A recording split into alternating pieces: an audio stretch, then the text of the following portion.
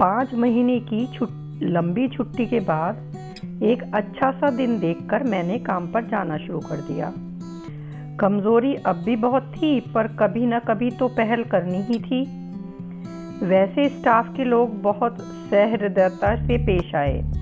वैसे भी शरीर तो अब स्वस्थ हो चला था, मानसिक तनाव भी भर बाकी था, पर उससे उबरने का एक ही उपाय था, उस दिशा में भी पहल करनी ही थी। एक दिन मैंने पूछ ही लिया, भैया मुझे घर कब भेजेंगे?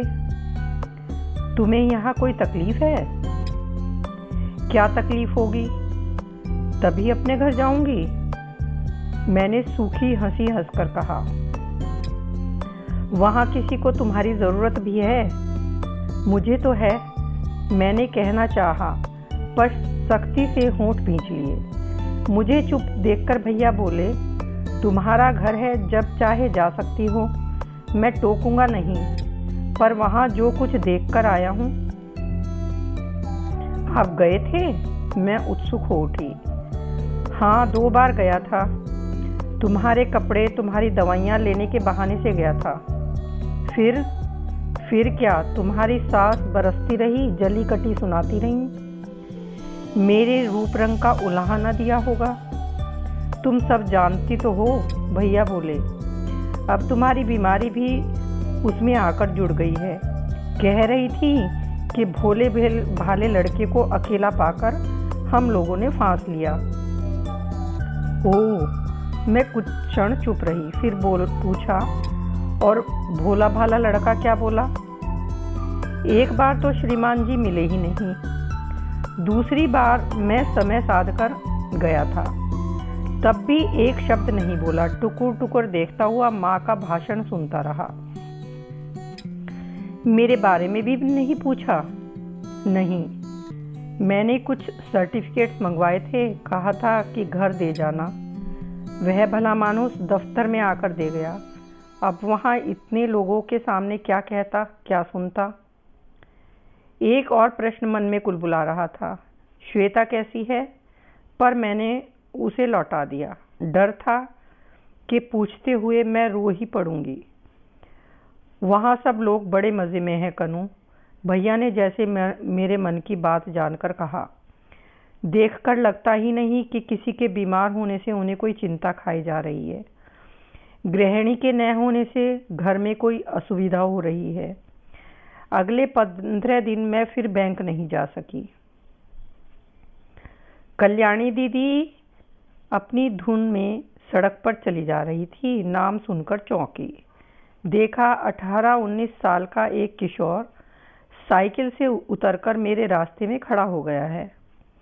नमस्ते।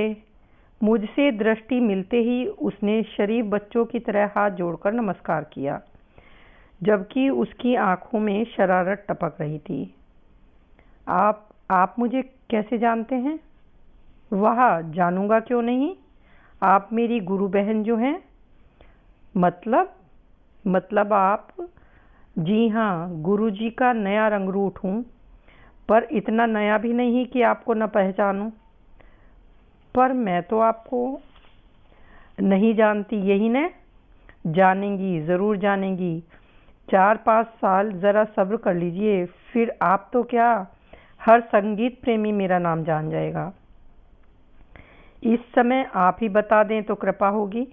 क्यों नहीं, मेरा नाम है श्रीरंग, पर प्यार से लोग मुझे श्री भी कहते हैं, उसने फिल्मी तर्ज में जवाब दिया। मेरी गंभीरता ने हथियार डाल दिए।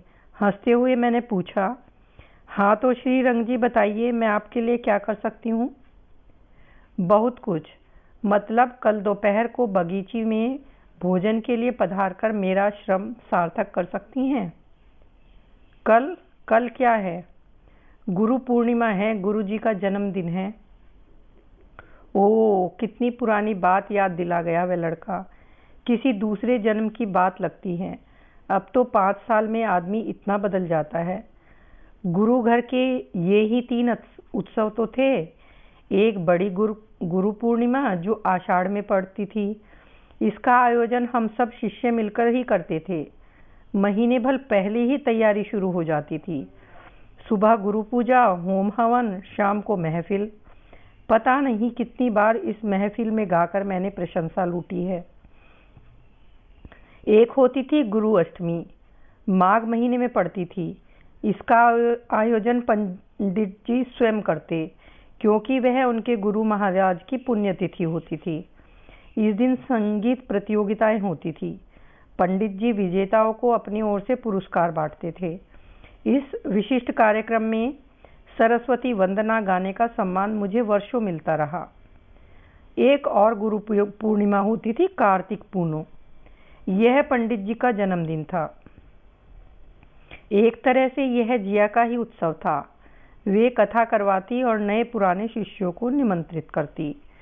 पंडित जी अपने शिष्यों से बंधी बंधाई फीस नहीं लेते थे। जिसे जो देना होता था इन्हीं पर्वों पर दे देता।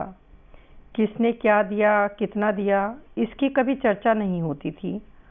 माँ को पंडित जी से ज़्यादा जिया पर आस्था थी, इसलिए वे हर साल एक अच्छी सी साड़ी सौगात में भेजती। विवाह के बाद एक आध साल तो मैं इन आयोजनों में गई, वहाँ गाया भी। फिर धीरे धीरे सब कुछ छूटता सा गया। इस निमंत्रण की अवहेलना असंभव थी, पर जाती भी तो किस मुंह से। उस दिन तो के लज्जास्पद प्रसंग के बाद क्या पंडित जी का सामना कर सकूंगी? वे तो जीवन भर अपनी आत्मा का संगीत निरपेक्ष भाव से लुटाते रहे हैं, पर उनके इस दिव्य दान का मैंने कैसे मजाक बना डाला। क्या इसके बाद भी मुझे शिष्या कहलाने का अधिकार रह जाता है? छुट्टी थी, फिर भी मैं बगीची नहीं गई। मैंने माँ को हवा भी नहीं लगने दी। उनके लिए गुरु ईश्वर से भी बढ़कर होता है, चाहे वह आध्यात्म का हो या संगीत का। भनक भर पा जाती तो भेज कर ही दम लेती। गुनगुनी धूप में बैठकर बाल सुखा रही थी कि वह आकर खड़ा हो गया। यमदूत की तरह कमर पर दोनों हाथ रखकर बोला, चलिए देखो श्रीरंग, ऐसा है। मैं बहाना टटोलने लगी। मेरी बात काटकर वह बोला, कल मैंने अपना पूरा परिचय नहीं दिया था। गुरु जी का चेला तो हूँ ही, पर उससे पहले माँ का लंगूर हूँ। आपको लाने की आज्ञा हुई है, लेकर ही जाऊँगा। अगर न जाना चाहूँ तो उठा कर ले जाऊँगा। देखो श्रीरंग, तुम जानते हो मेरी तबीयत ठीक नहीं है, अभी खाना पीना। वहाँ क्या कोई खाने के लिए जाता है? तुम्हें मालूम है मैं इतने दिनों से घर पर बैठी हुई हूँ, खाली हाथ वहाँ जाते अच्छा नहीं लगता। वहाँ क्या सिर्फ देने के लिए ही जाते हैं? तो फिर आप मुझसे पूछ रही हैं। वह एकाएक उत्तेजित हो उठा। वहाँ कोई आपके लिए पथ्य का खाना बनाकर बैठी है तो किस लिए? आपकी तबीयत का हाल जानने के लिए मुझे भेजा है। तो किस लिए?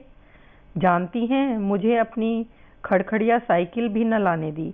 बोली बीमार है, रिक्शे से लेकर आना। और वे यह सब वे किस लिए कर रही हैं? क्या इसलिए कि आप जाते हुए 150 रुपये की एक आध जोड़ी धोती लेकर जाएंगी? वाह दीदी, ममता की क्या कद्र की है आपने। मैं तो आपको बहुत समझदार मानता था। उसकी तमतमाई आवाज़ भीतर तक पहुंची होगी। माँ और भैया घबराकर बाहर निकल आए। क्या हुआ? कुछ नहीं। वह एकदम अबोध शिशु सा सौम्य हो गया। गुरु महाराज का जन्मदिन है आज, जिया ने दीदी को भोजन पर बुलाया है। अच्छा, तभी भैया बोले, कल दफ्तर से लौटते हुए देखा था, तमाम झंडी पताकाएं लगी हुई हैं। मैंने सोचा कि कोई मंदिर में उत्सव होगा। उत्सव तो है ही, गुरु महाराज का 75वां जन्मदिन है। हम अमृत मनोत्सव मना रहे हैं। अरे बेटा, माँ बोली, तुम्हारी दीदी इन सब कामों में अगुआ हुआ करती थी। बेचारी बीमारी के कारण पस्त हो गई है। फिर मुझसे बोली, जा बेटे तैयार हो जा। अब मना करने का कोई सवाल ही नहीं था। चुपचाप जाकर कपड़े बदल लिए। चलने लगी तो भैया ने हाथ में एक लिफाफा पकड़ा दिया। उसमें 11 थे, 21 थे या 101, मैंने जांचने की कोशिश नहीं की। पहले यह दायित्व बाबूजी निभाते थे, उनके बाद बड़ी सहजता से यह काम भैया ने अपने ऊपर ले लिया था। सड़क पर आते ही उसने कहा, वह जो आप साथ लेकर आई हैं, मेहरबानी करके पर्स में ही रखिएगा, नहीं तो हंगामा हो जाएगा। क्यों?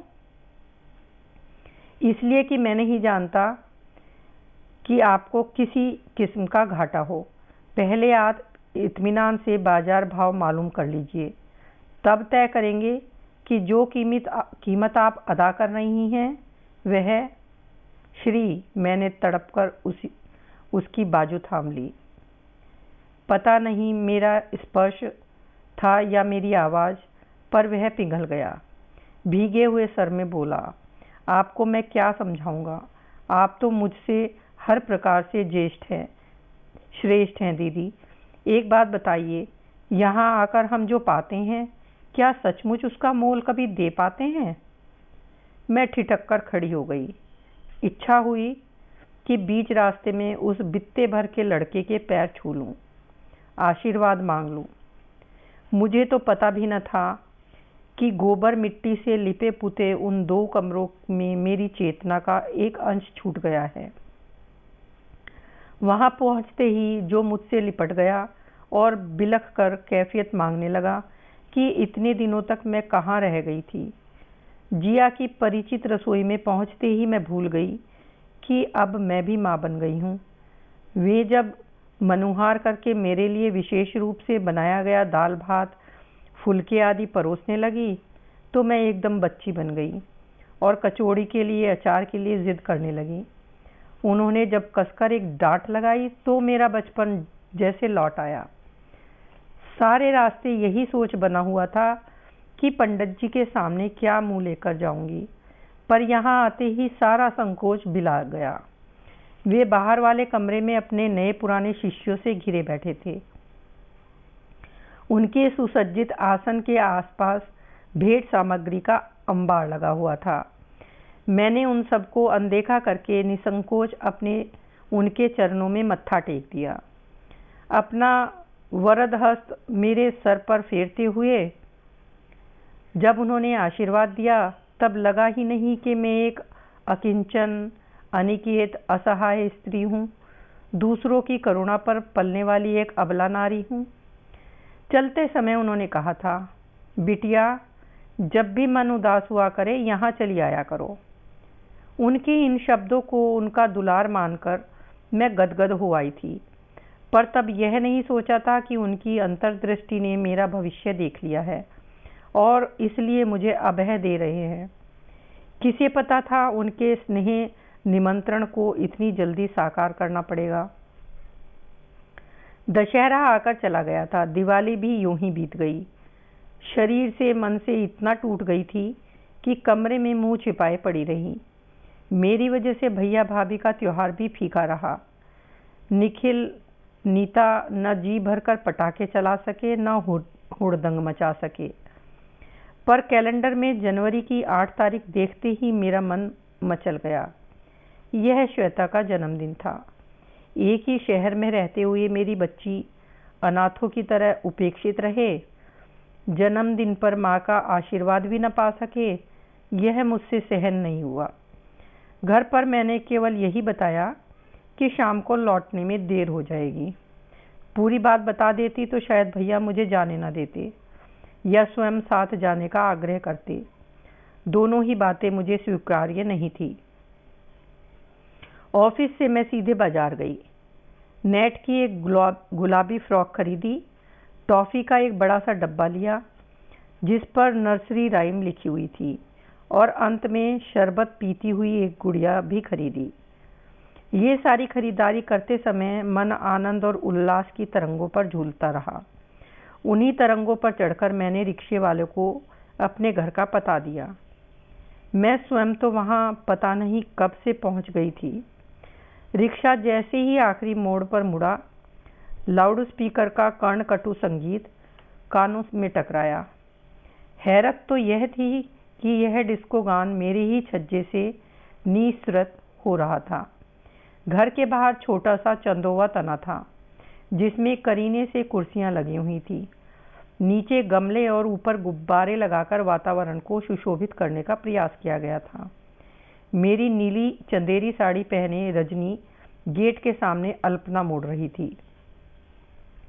अपना घर समझकर बैंक से सीधी चली गई थी। अब इस सजे संवरे माहौल को अपनी उपस्थिति से बदरंग करने का मन नहीं हुआ।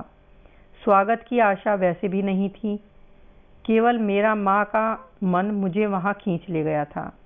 पर जिसके लिए अपना मान सम्मान ताक पर रखकर चली आई थी, क्या वह भी मेरी ममता को समझ सकेगी या पहले की भांति झिड़क देगी? औरों की अवहेलना तो मैंने झेल ली है, पर क्या उसका तिरस्कार सह पाऊंगी? रजनी जब तक मुड़कर पीछे देखती, मैंने रिक्शा लौटा लिया था। घर लौटने का भी मन नहीं हुआ, सीधे बगीची में आ गई। संध्या आरती का समय था। इक्का दुक्का भक्तगण जुड़ आए थे। रेशमी धोते पहने पंडित जी श्री रघुनाथ जी की आरती उतार रहे थे। मेरा मन 10-15 साल पीछे लौट गया। ऐसे ही एक संध्या वेला में बाबूजी गुरु चरणों में डाल गए थे। कितनी उमंग में मैंने दीक्षा ली थी, कितनी आशा से उन्होंने अनुग्रह किया था। उसके बाद चरणामृत देते समय पंडित जी ने मुझे देखा। अरे बिटिया तुम? मैं फीकी सी हंसी हंस दी। चलो कमरे में चलकर बैठो, हम आते हैं। जिया को पुकारते हुए ही मैं घर में दाखिल हुई, पर उनका कहीं पता न था। उनकी रसोई में श्री महाराज खटर पटर करते नजर आए। क्या हो रहा है? वह बुरी तरह चौंक गया, पर मुझे देखते ही उसका चेहरा एक सरल हंसी से उद्भासित हो उठा।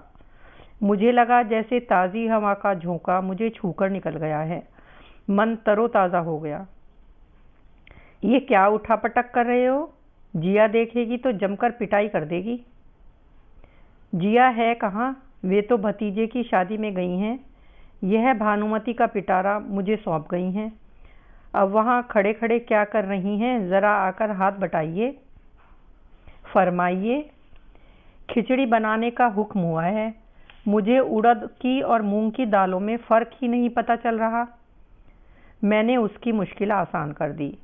सारे डब्बे यथास्थान रखते हुए पूछा, खाना कौन बनाता है? देख तो रही हैं। हे भगवान, मुझे तो पंडित जी की चिंता होने लगी है।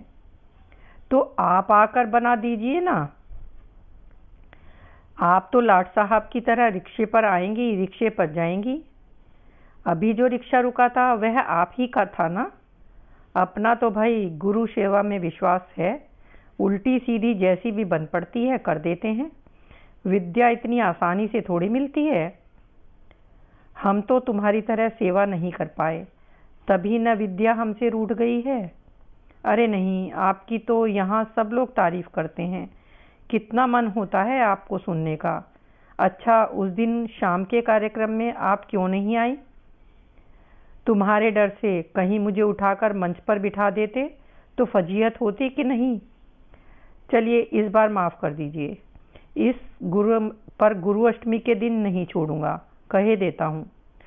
अब तो मैंने घर भी देख लिया है, वहीं से उठा कर ले आऊँगा। क्यों रे, बिटिया को क्यों परेशान कर रहा है? पंडित जी एकदम सामने आकर खड़े हो गए तो वह सकपका गया। उसकी घबराहट का मजा लेते हुए मैंने कहा, मुझे धमकी दे रहा है कि अष्टमी के उत्सव में नहीं आई तो घर से उठा ले आऊँगा। तब तो तुम तैयारी में रहना बिटिया। यह दुष्ट ग्रह एक बार पीछे पड़ गया तो खैर नहीं है। उसने भागने का मौका ढूंढा। गुरुजी दही ले आऊं? ले आओ, पर जरा जल्दी आना, फिर कनू को छोड़ने भी जाना है। रिक्शा लेता आऊं? उसने मासूमियत से पूछा और मेरी ओर देखकर शरारत से मुस्कुरा दिया। बहुत शरारती है, उसके जाते ही मैंने कहा। अरे बहुत, तुम्हारी जियाँ यहाँ होती है तब देखना। दोनों की युगलबंदी सुन सुनकर मेरे कभी कान पक जाते हैं। नया ही आया है ना? किसका लड़का है? अपनी चौकी पर बैठते हुए पंडित जी बोले, ये अनाथ है बिटिया, जबलपुर के पास किसी गांव का रहने वाला है। यहाँ उसकी बड़ी बहन भी आई है। 1 साल छुट्टियों में बहन के पास आया हुआ था। उधर गांव में एक दिन ऐसी आग लगी कि उसका घर, माता पिता, छोटी बहन सब अग्नि की भेंट चढ़ गए। तब से यहीं पर रह गया है। उफ, कितनी दर्दनाक घटना है। वही तो बता रहा हूँ, 14-15 साल का दूध मुहा बच्चा इतना बड़ा आघात सहन न कर सका। एकदम पगला सा गया, न हंसता न बोलता, बस दिन भर एक कोने में गुमसुम बना बैठा रहता। बहन अपने दुख से बेहाल, उसे समझाए तो कौन। बहनों ही परेशान हो गए। तब डॉक्टरों ने ही कहा था, इसमें गाने बजाने का कोई शौक पैदा करो, समय भी कट जाएगा और दिल भी लगा रहेगा। तब इसके बहनों ही मेरे पास लेकर आए। मुझे भी करुणा हो आई। 1-2 दिन परख कर मैंने उसे तबला थमा दिया। एक वही साज था जिसमें इसके मन का हाहाकार डूब सकता था। मैंने अनायास ही उनके पैर छू लिए। चरण रज माथे लगाते हुए मैंने कहा, भाग्य ही उसे आपके दरवाजे पर ले आया होगा, नहीं तो लड़का सचमुच पागल हो गया होता। ऐसी कायापलट तो यहीं संभव थी। कायापलट सिर्फ तबले से नहीं हुई। गंडा बांधते समय मैंने एक मंत्र भी दिया था। कौन सा? जो अपने पास नहीं है, कभी हो ही नहीं सकता, उसके लिए बिसूरते मत रहो। जो है उसे प्रभु का प्रसाद मानकर ग्रहण करो, जतन करो। और कन्नू बेटे, आज यही बात तुमसे भी कहने को जी चाहता है। मैं चुप हो रही। एक बात कहूँगा तो बुरा तो न मानोगी? कहिए। यह तो तुम जानती हो कि अब अभिमान करने योग्य रूप तुम्हारे पास कभी नहीं था। मैं एकदम सुलग उठी, पर मैं इतनी सुंदर भी नहीं थी कि बराबर कोई मुझे कोंचता रहे, इतनी कुरूप नहीं थी कि मेरा अपना खून भी मुझसे नफरत करने लगे। यही तो मैं समझाने का प्रयत्न कर रहा हूँ। तुम्हारे पास विद्या थी, स्वर था, बस रूप नहीं था। तुम्हारे दुश्मनों के पास केवल रूप था। वे अच्छी तरह जानते थे कि यही एक क्षेत्र है जहाँ तुम मात खा जाओगी। इसीलिए उसी एक हथियार से वे तुम्हें बार बार पछाड़ते रहे। तुम पागलों की तरह अपने पर कुढ़ती रही। अपनी शक्ति का तुम्हें विस्मरण हो गया। तुम यह भी भूल गई कि तुमने मनोज को सबसे पहले अपने स्वर से ही सम्मोहित किया था। तब वे फुर्सत में थे पंडित जी, और अब उसके पास समय नहीं है, यही ना? तो इसलिए क्या तुम गाना छोड़ दोगी? आज सारी दुनिया अपनी भागम भाग में व्यस्त है, तो क्या कोयल चुप हो जाए? यह तो ईश्वर के वरदान का अपमान हुआ। तो मैं क्या करूं बताइए? किसी दिन तुम्हें बहुत ऊंचाई पर पहुंचने का सपना देखा था। पता नहीं कहां से यह मनोज टपक पड़ा और सब छिन्न भिन्न हो गया। मैं तुम्हें दोष नहीं देता। अपने रंग रूप को लेकर कोई हीन बोध था तुम्हारे मन में। मनोज जैसे सुदर्शन पुरुष का प्यार पाते ही तुम्हारा अहम पुलकित हो उठा। तुम्हें अगला पिछला सब कुछ भूल गया। तुम्हें उस आवेग में निर्बाध बहते हुए चुपचाप देखता रहा। उस समय कुछ भी कहना सुनना व्यर्थ था। आज तुम अपनी सारी साधना मिट्टी करके मेरे पास आई हो, पूछती हो कि मैं क्या करूं? अब तो मेरे पास उतना समय भी नहीं है बिटिया, लेकिन जब तक मैं हूं तुम यहाँ आया करो। तुम्हारा खोया हुआ आत्मविश्वास भी फिर से दिला सका तो समझूंगा मेरा श्रम सार्थक हो गया।